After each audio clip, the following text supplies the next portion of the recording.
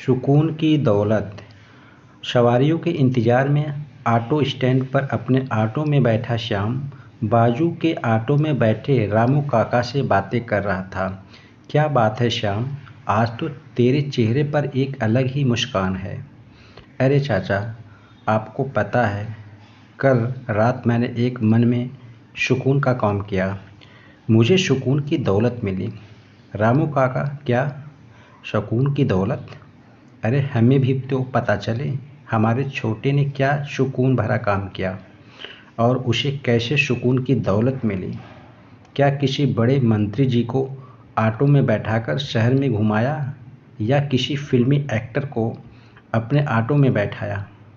अरे नहीं चाचा, मैंने लोभ, लालच और बेईमानी को हराकर ईमानदारी का परचम लहराया। एक गरीब और मजबूर परिवार को होने वाले बहुत बड़े नुकसान से बचाया। रामू काका, क्या कह रहा है छोटे, ऐसा क्या किया तूने?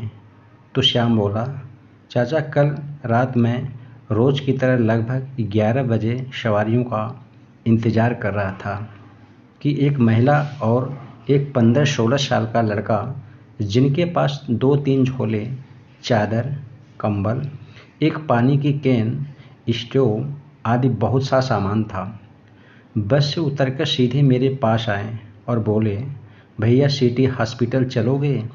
मैंने बोला, हाँ चलो। उन्होंने ऑटो में फटाफट अपना सामान रखा और खुद भी बैठ गए। हम लोग 20-25 मिनट में सिटी हॉस्पिटल पहुंच गए। वे दोनों ऑटो से उतरे और जल्दी जल्दी अपना सामान उठाया और सीधे हॉस्पिटल के अंदर चले गए।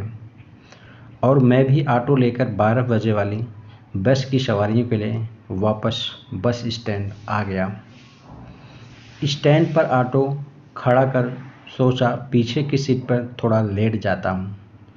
पीछे गया तो देखा सीट के पीछे एक काले रंग की पन्नी में कुछ बंधा हुआ था। खोल कर देखा तो उसमें 5-5 सौ के नोटों की 2 गड्डियाँ थीं। 17,500 से कम नहीं रहे होंगे। एक पल को तो मुझे लगा, यार आज तो लॉटरी लग गई है। शाम से सवारियाँ ले जा रहा हूँ, कोई पूछने भी नहीं आया। मन में आया कि इन पैसों को मैं ही रख लेता हूँ। फिर थोड़ी देर सोच विचार किया तो मुझे लगा कि कहीं ये पैसे अभी हॉस्पिटल जाने वाली महिला और उसके साथ वाले लड़के के तो नहीं। यही सोचकर मैंने तुरंत ऑटो स्टार्ट किया और सिटी हॉस्पिटल चला गया और वहाँ पर उस महिला और लड़के को ढूंढने लगा तो देखा वे दोनों वहीं बाहरी शेड के नीचे बैठे फूट फूट कर रो रहे थे। मैंने पूछा तो वह महिला कहने लगी, भैया हम लोग दूर गांव से आए हैं, मेहनत मजदूरी करके जीवन यापन करते हैं।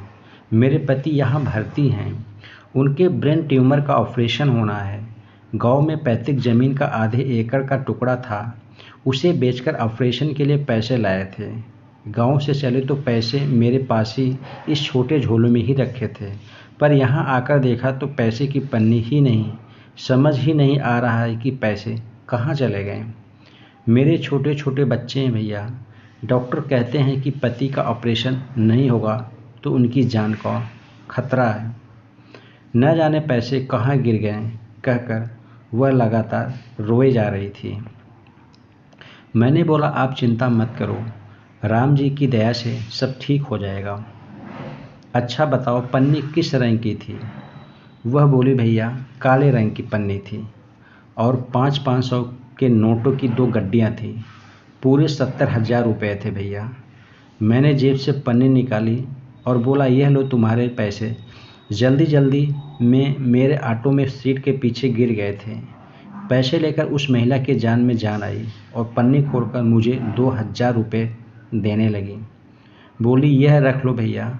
मैंने बोला, नहीं नहीं, इसकी कोई ज़रूरत नहीं, यह आपका पैसा है, आप शांति से अपने पति का इलाज कराओ, सब ठीक हो जाएगा।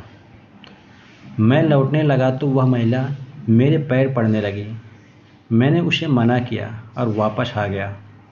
रामू काका बोले, वाह छोटे, तूने वाकई ही बहुत अच्छा काम किया बेटा। आज जबकि समाज में कई लोग 1,000, 500 के लिए अपना ईमान बेच देते हैं। इतनी बड़ी रकम पाकर भी तूने अपना ईमान डिगने नहीं दिया। बहुत बढ़िया छोटे बेटा, सच्चाई, ईमानदारी और संतोष से बढ़कर कोई दौलत नहीं है। ईमानदारी की एक नेक पहल किसी का जीवन संवार सकती है और एक बेईमानी किसी का जीवन तबाह कर सकती है। बेईमानी से हमें क्षणिक सुख भले मिल जाए, पर उसका अंत हमेशा दुखद ही होता है। छोटे, मुझे तुझ पर गौर है बेटा। रामू काका के मुंह से ये सुनकर श्याम का चेहरा और भी खिल उठा। दोस्तों, ईमानदारी और संतोष से बढ़कर कोई दौलत नहीं होता, इसलिए इंसान को हमेशा ईमानदारी के रास्ते पर चलना चाहिए। दोस्तों, यदि वीडियो पसंद आई हो तो लाइक करिए, शेयर करिए और साथ में चैनल को सब्सक्राइब करना बिल्कुल ना भूलें। Thank you.